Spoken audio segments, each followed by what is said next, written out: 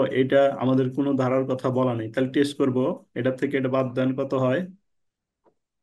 কত হয়? 8 3 থেকে 5 বাদ দেন 3। তারপরে 11 থেকে 8 বাদ দেন, কত হয়? তিন। তারপরে তিন। 14 থেকে 3 বাদ দেন, কত 3 হয়? 14 থেকে 11 বাদ দেন, তিন। কত হয়? তিন।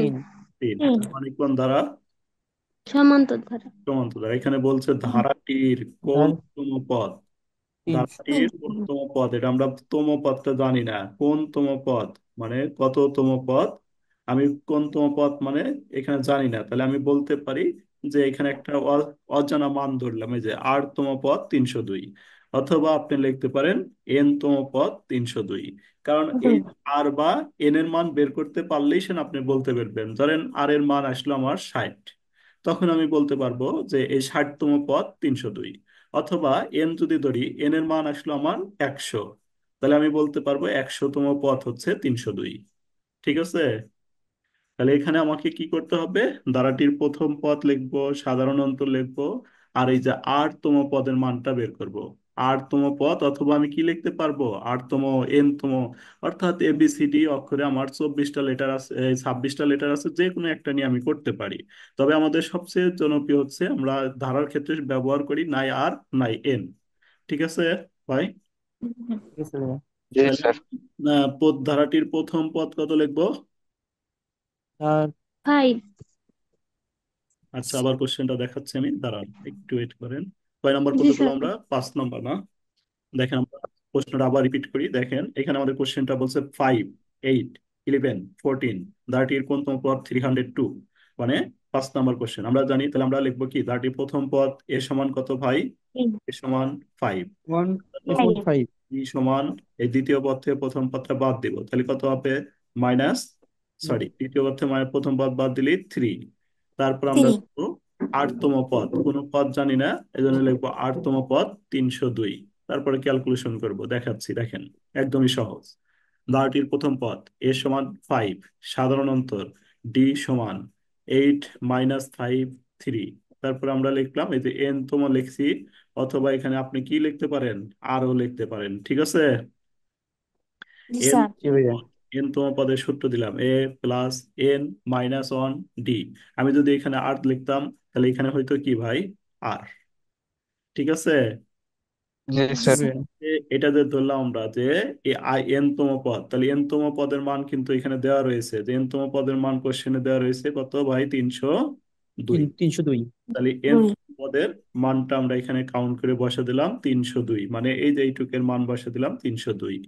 এর মান কিন্তু আমাদের আছে, এই যে এর মান হচ্ছে 5, তাহলে আমি এর মান 5 বসে দিলাম।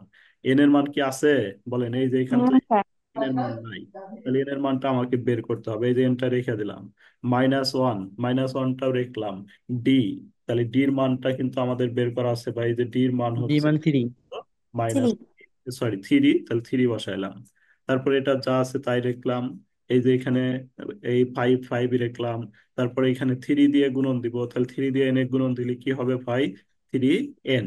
3 দিয়ে অনেক যদি গুণন দিই, 3 একে 3। তারপর থ্রি। আমাদের এটা যা আছে তাই রাখলাম। এখানে হচ্ছে আমাদের 5 থেকে এই 3টা বিয়োগ করে দিব। তাহলে 5 থেকে যদি এই 3টা বিয়োগ করে দিই, কত হবে বলেন? 5 থেকে 3টা বাদ দিলে কত হবে? টু। 5 থেকে টু। 3 বাদ দিলে 2, তাহলে এই যে 2টা লিখলাম। আর 3n লিখলাম। তারপরে কি করব? এই সংখ্যাগুলো এক পাশে লিখবো, এই যে 302 এই পাশে রয়েছে। এখন দুইটা আমি এই পাশে নিয়ে আসবো, এর আগে কিছু চিহ্ন নাই মানে প্লাস, অপোজিট পাশে নিয়ে আসার কারণে কি হয়ে যাবে ভাই? মাইনাস। মাইনাস। মাইনাস হয়ে ইকাল যাবে। To 3n। তারপরে কি লিখবো? n সমান, তাহলে এখানে কত থাকবে? বাদ দিলে কত হয়? 300 হয় না? বলেন, জি বাদ দিলে স্যার। 300 হয়, 300। তাহলে আমরা লিখবো হচ্ছে কি, যে n=3n=300 না? বলেন, তাহলে জি ভাইয়া। কি করতে চাই? 3n=300। এন, এন এর সাথে থ্রিটা গুণন অবস্থায় আছে, এজন্য আমরা কি করতে পারি? 300/3। তাহলে বের হলো কত? 300/3 মানে কত বের হলো বলেন? 100 বের হলো না? জি স্যার। তাহলে জি এখন ভাইয়া 100। এখন আমি বলতে পারি জি স্যার। ধারাটির কততম পদ 302 বলেন? 100তম পদ। পদ। তাই এই যে নিচে লিখে দিছি, ধারাটির 100তম পদ 300। 100তম পদ। ধারাটির 100তম পদ 302। আচ্ছা, পরেরটা আবার হেল্প করতেছি, দেখেন পরেরটা আমাদের একই, এটাও একই, তিনটাই একই। দেখেন এখানে আমাদের বলছে ফাইভ, এই 11, তাহলে কোন তম পদ 383? বলছি। সেম অঙ্ক না? বলেন। জি স্যার। জি ভাইয়া, করে সেম। দিব নাকি পারবেন এটা বলেন? জি ভাই, করতে দিন, এটা পারবো বাসায় স্যার। কাজ করে। আচ্ছা, হোমওয়ার্ক করেন তাহলে, যদি না পারেন পরে আমি হেল্প করব, ঠিক আছে? ঠিক আছে ভাইয়া। আচ্ছা, জি স্যার। সাত সেম। 7 নাম্বারটা পারবো? এত ধারাটির পারবো এটা। পদ -30, এই যে মাইনাস দিয়ে করতে পারবেন নাকি হেল্প করব বলেন? স্যার করতে পারবো। আচ্ছা, হেল্প কি করি দেখেন। জি স্যার, পারবো। মাইনাস আছে আর ভুল করতে পারেন, আচ্ছা হেল্প করি একটু দেখেন, সমস্যা নাই। 12, তারপরে হচ্ছে কত ভাই? 12, 9, আর হচ্ছে কত 3, এভাবে 3। দ্বারাটির কোনতম পদ মানে কত? -30। তাহলে আমাদের প্রথম পদ কত হবে? এ সমান কত হবে ভাই বলি? এ সমান কত? 12। সাধারণ অন্তর 12। সমান সূত্র দিয়ে, সাধারণ অন্তরের সূত্র কি ভাই? সাধারণ অন্তরের সূত্র কি? দ্বিতীয় দ্বিতীয় পদ মানে প্রথম পদ। মাইনাস প্রথম পদ, দ্বিতীয় প্রথম পদ পদ। আমাদের বলেন। দ্বিতীয় পদ কত? 9। 9, মাইনাস প্রথম পদ কত? 12। 12। 12 থেকে যদি 9 থেকে 12 বাদ দিই, -3। তারপরে লিখবো -3। কি? এখানে কোনতম পদ লিখবো? 8তম, অথবা কি তম পদ লিখবো? এন তো।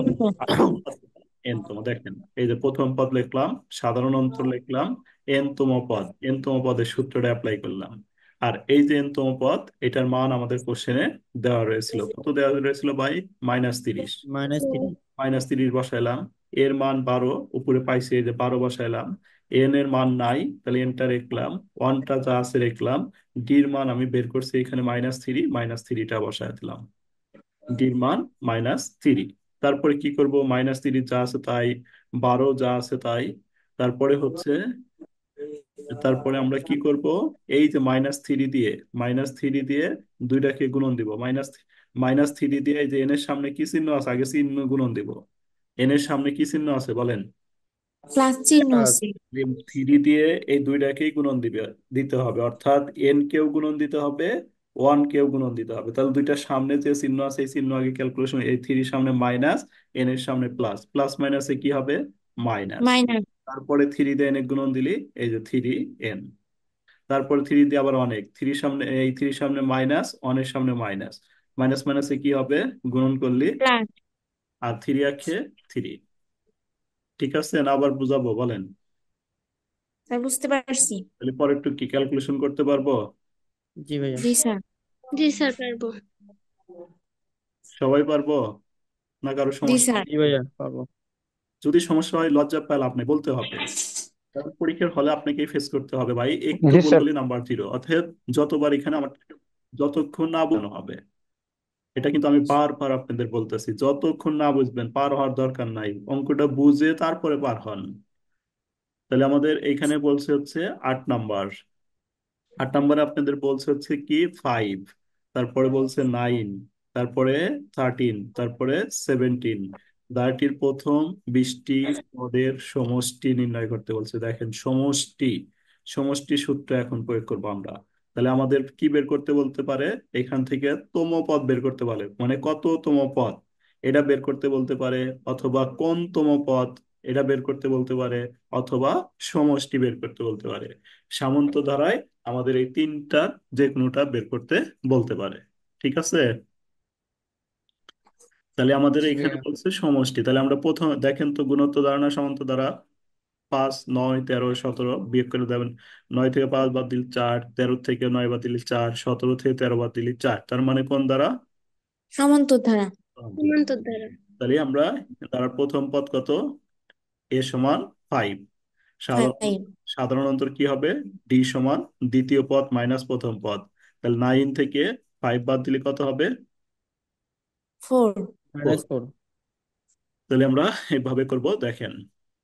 প্রবলেম 8, ধারাটির প্রথম পদ এ সমান 5, ডি সমান দ্বিতীয় পদ হচ্ছে 9, প্রথম পদ হচ্ছে 5, মাইনাস হবে না জুবাইর ভাই, 9 থেকে 5 বাদ দিলে এই যে পজিটিভ সাইড। ঠিক আছে? আর আমাদের বলছে কয়টি পদের সমষ্টি বের করতে বলছে ভাই বলেন? 3। কয়টি পদের সমষ্টি বের 20টি। করতে বলছিল কোশ্চেনে? 20টি। 20টি। 20টি পদের সমষ্টি নির্ণয় করতে। জি তাহলে এন স্যার। সমান 20, 20টি পদের সমষ্টি, এই জন্য লিখবেন এন, বৃষ্টি পদের। এন সমান 20। তারপরে সমষ্টি, এই সমষ্টির সূত্রটা আমরা প্রথমেই দেখছিলাম। সমষ্টির সূত্র, এ মস্ত রাখতে হবে আমাদের দুইটা সূত্র, একটা হচ্ছে কি তমপদ আর একটা হচ্ছে কি সমষ্টি।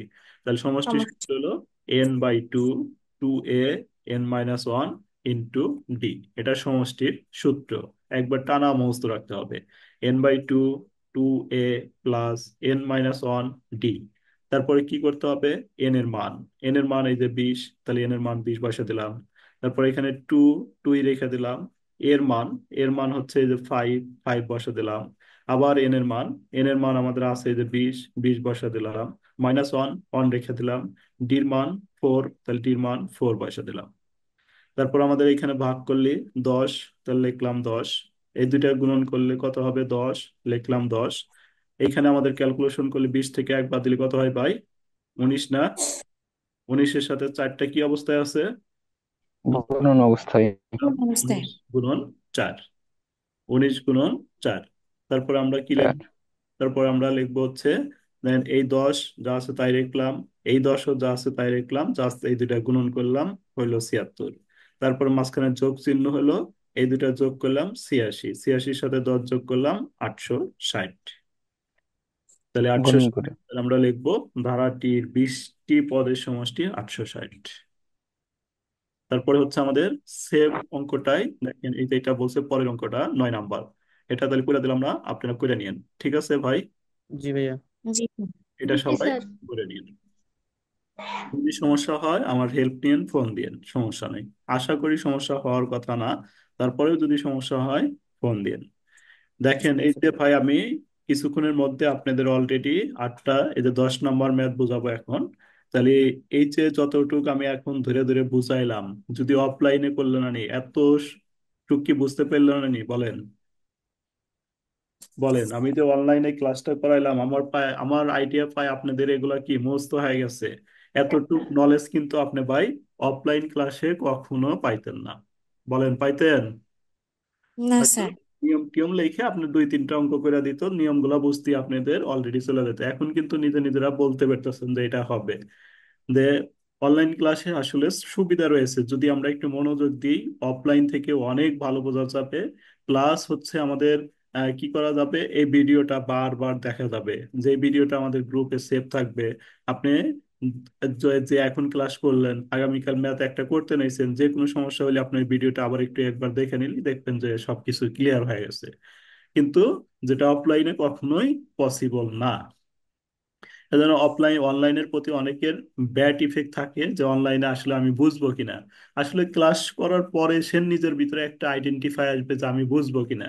3-4টা ক্লাস করলে পরে আপনি আসলে নিজের ভিতরে একটা, যেমন অনেকে আপনারাও প্রথমে হেজিটেশনে আছিলেন যে ম্যাথ সাবজেক্ট বুঝবো কি না বুঝবো। বলেন হেজিটেশনে আছিলেন কি ভাই, বলেন জি হেজিটেশন। স্যার। জি অবশ্যই ভাইয়া। হেজিটেশনে ছিলেন সবাই যে আসলে বুঝবো কিনা। খুব এখন ভাই কি, প্রচুর। এখন কি ক্লিয়ার বুঝতেছেন আপনারা, বলেন? জি জি ভাইয়া। স্যার, বোঝা যাচ্ছে। যদি না বোঝা যায় আমি আরো চলে যাব, সমস্যা নাই। আপনারা যদি বলেন ভাই একটু কম বুঝতেছি, তাহলে আরো চলে যাব, সমস্যা নাই আমার। ঠিক আছে, না না স্যার, বুঝলাম, সমস্যা নাই। আগায় যান। আচ্ছা ঠিক আছে। দেখেন একটি সমান্তর ধারার 12তম পদ, অনেকেই হয়তো ইমপ্রুভ দিবেন, এই চ্যাপ্টার করছেন কিন্তু স্যারগরের কাছে আগে করছেন।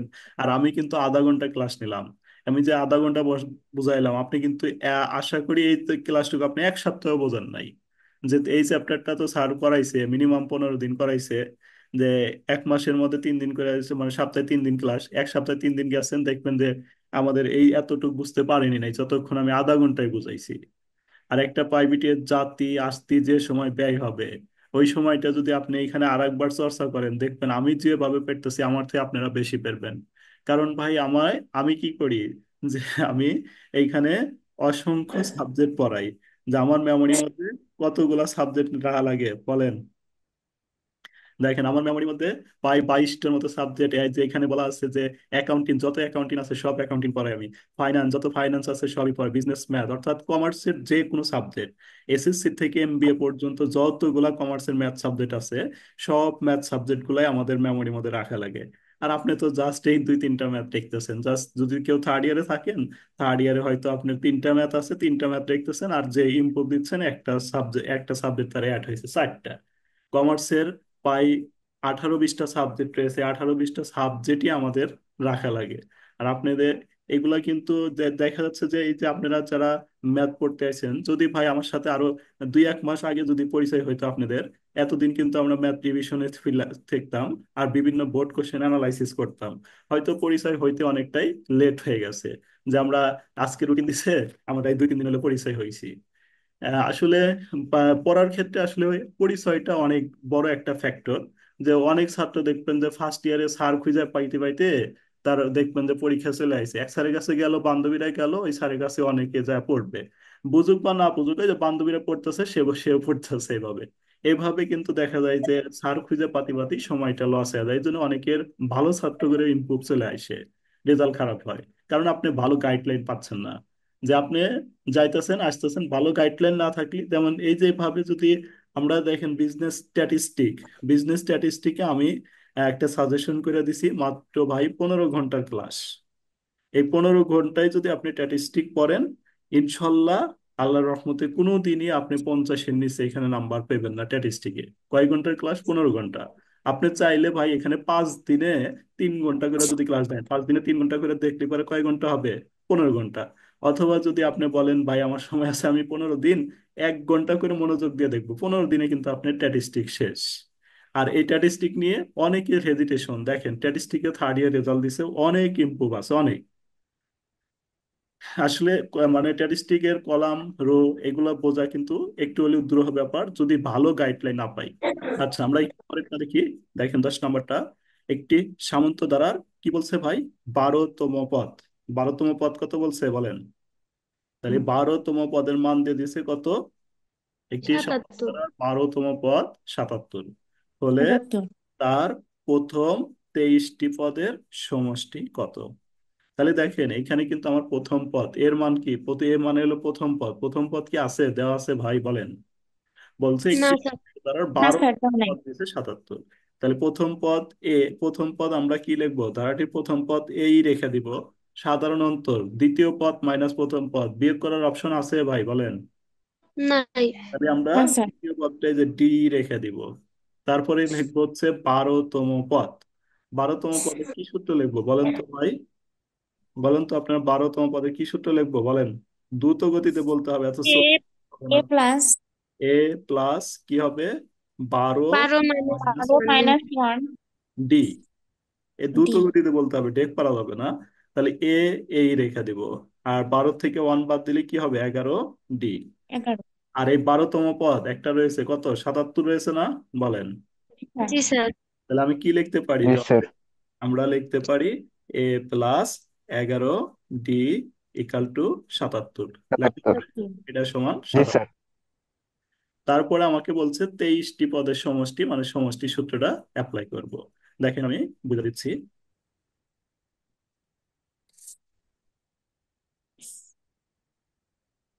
আপনাদের ভাই কোনো যদি সমস্যাকে আমাকে সরাসরি বলবেন যে ভাইয়া এটা বুঝতেছি না, বা এটা আর একটু এভাবে করলে ভালো হয়, কারো কোনো মতামত থাকলে আমাকে বলবেন, ঠিক আছে?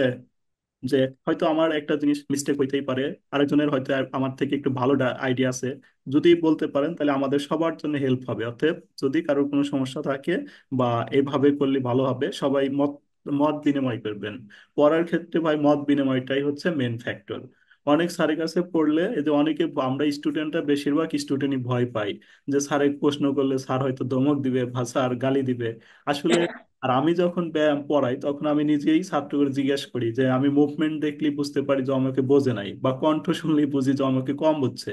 এজন্য আমি তাকে বারবার কোশ্চেন করি। আর অনেকে হয়তো বিরক্ত হন যে ভাইয়া শুধু আমাকেই বারবার কোশ্চেন করে, আর গুলো দেখে না, শুধু আমাকে দেখে। কারণ আমার টার্গেট ভাই, যদি যে সবচেয়ে দুর্বল ছাত্র সে যদি বুঝতে পারে, ভালো ছাত্ররা অবশ্যই বুঝবে, ঠিক আছে? আর দুর্বল ছাত্রকে কোশ্চেন করলে ও ঠেকে যাবে, আর একবার বোঝান যাবে, এর জন্য ভালো ছাত্রের আরেকটু উপকার হবে। দেখেন, ধারাটির প্রথম পদ এ, সাধারণ অন্তর ডি, 12তম পদ। 12তম পদ A+12 - 1 ডি। তাহলে আমরা 12তম পদের সূত্রটা বসাইলাম। তারপরে কি করলাম? এটা এই লিখলাম, 12 থেকে 1 বাদ দিলাম, 11 ডি। তাহলে আমরা লিখতে পারি অতএব A+11 ডি ইকাল টু 77 লিখতে পারি, বলেন। জি স্যার। তারপরে জি 23টি স্যার। সমষ্টি, এই সমষ্টি সূত্রটা কি পড়ছি আমরা ভাই, বলেন। এন জি বাই স্যার। জি sir. 2a n-1 d। N এর মান দেওয়া রয়েছে কয়টি পদের সমষ্টি বলছে ভাই? 23টি। 12টি পদের। 23টি পদের সমষ্টি নির্ণয় করতে বলছে জুবাইর ভাই। আবার প্রশ্নটা দেখি আমরা। 23টি দেখেন, পদের, জি স্যার। এই যে সমষ্টি নির্ণয় করতে বলছে, তাহলে এন সমান কি 23 লেখা যাবে? জি স্যার। বলেন। তাহলে এন এর মান হচ্ছে 23। 2a এর মান নাই, তাহলে এটা বি রেখে দিলাম। এন এর মান 23 -1, ডি এর মানও নাই, ডিটা রেখে দিলাম। তারপরে হচ্ছে আমাদের নেক্সটে যাই। দেখেন পরে কি বলছে ভাই, n/2, তারপরে 2a, এটা যা আছে রেখে দিলাম। 23 থেকে 1 বাদ দিলাম, তাহলে 22, আর এই ডিটা হইলো। তারপরে এই দুইটার মধ্যে কোনো কিছু কমন নেওয়া যায় ভাই? বলেন, কমন নেওয়া যায়? জি স্যার। 2 কমন নেওয়া জি যায়। স্যার। 2টা কমন নিলাম। 2টা কমন নিলে এখানে কি, এই যে 2টা কমন নিলাম, কি থাকলো ফারজানা? থাকলো হচ্ছে a। এ প্লাস এই 2টা 22 মধ্যে কয়বার যাবে? কয়বার যাবে? 11। 11 বার, এই যে 11 ডি। তারপর আমি এই 2 আর এই 2টা কেটে দিলাম, তাহলে আমার থাকলো কত? 23। 23টা 23। গুণন এই যে এটার মান, a+11 ডির মান কোন জায়গায় বের করা আছে? দেখেন, a+11 ডি, হ্যাঁ, এই যে কত বের করা আছে ভাই? 77। 77। দেখেন এই যে পেন্সিল দিয়ে সুন্দর করে আপনাকে দেখে দেওয়া যাচ্ছে বোর্ডে, এইভাবে কিন্তু পসিবল না। তাহলে এই যে 77। তারপরে লিখলাম 1 নং হতে পাই, লিখে দিলাম। তাহলে আমাদের আহ, দুইটা গুণন দিলি যেটা হবে এটাই আনসার, 1771। তাহলে আমরা লিখতে পারি 23টি পদের সমষ্টি 1771। আমরা 10টি ম্যাথ বুঝাইলাম। নেক্সট ক্লাসে আমাদের এই চ্যাপ্টার শেষ হয়ে যাবে।